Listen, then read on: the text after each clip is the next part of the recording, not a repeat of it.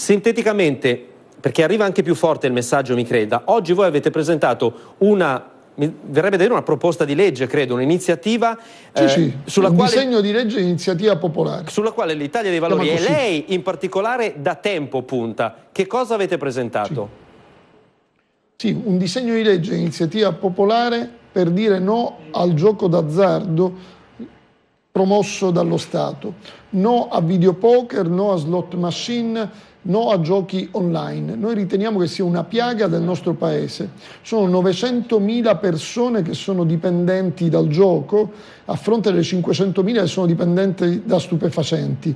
Coinvolge 3 milioni di persone, tantissime famiglie italiane. È un gioco della disperazione, non del divertimento. Il giorno in cui si gioca di più è il giorno in cui i pensionati ritirano la pensione, a dimostrazione che non giocano il superfluo, giocano quello che non hanno per cercare di sbarcare il lunario. Il dramma è che nel momento in cui ci sono gli stupefacenti, lo Stato contrasta il traffico, per il gioco lo promuove, anzi ne è sponsor e lo promoziona anche con pubblicità. Noi riteniamo che bisogna intervenire in maniera drastica per una piaga che sul serio sconvolge le economie familiari. È un giro d'affari da 100 miliardi di euro l'anno, dove alla fine ne guadagna soltanto le 10 concessionarie da una parte e poi probabilmente anche la criminalità organizzata, viste quante sono le sale gioco confiscate alla mafia, alla criminalità organizzata. Di contro lo Stato prende dei soldi, fa cassa sulla pelle dei cittadini, ma alla fine non guadagna nemmeno. Anche questo è un bluff, perché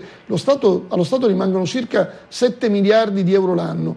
Però curare 900.000 persone dipendenti da ludopatia costa sicuramente di più. Certo. Quindi non è altro che una partita di giro sulla pelle della gente. Il disegno di legge, le rubo l'ultimo minuto, però il disegno di legge è depositato con le firme. Abbiamo chiesto al Presidente della Camera di portarlo immediatamente in commissione e poi in aula, perché vogliamo vedere una volta per tutte chi dei deputati vuole continuare a giocare sulla pelle dei cittadini, chi al contrario vuole tutelare la salute e i diritti dei cittadini stessi. Lo dico anche alla Pupato, sa quando ho capito che però questo disegno di legge secondo me è destinato ad arenarsi? Quando nella legge di stabilità fu inserito un emendamento che prevedeva che per quegli enti locali che avessero messo in atto delle iniziative per disincentivare le slot machine avrebbero subito un taglio dei trasferimenti dallo Stato centrale all'ente locale. Si sollevò un polverone.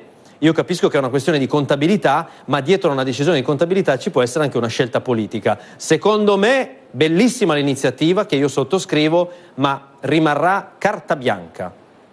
Ma posso dire, dipende, scusi, rubo un secondo, il tema è questo: le lobby del gioco sono presenti e rappresentate in Parlamento, bisogna vedere se saranno più forti le lobby del gioco o saranno più forti coloro i quali vogliono difendere i cittadini italiani. È un banco di prova anche questo. È certo che è un banco di prova. Ma quanto costa assistere i 900.000 dipendenti a ludopatia? Quello c'è un costo, non possiamo far finta che non esiste, lì c'è solo una partita di giro, parliamo chiaro. Però lo Stato non può farsi connivente, questa è la logica. Quindi noi non possiamo implementare le sale gioco, questo no. Allora, uno degli ultimi decreti prevedeva l'istituzione di nuove sale gioco e credo sia stato anche approvato.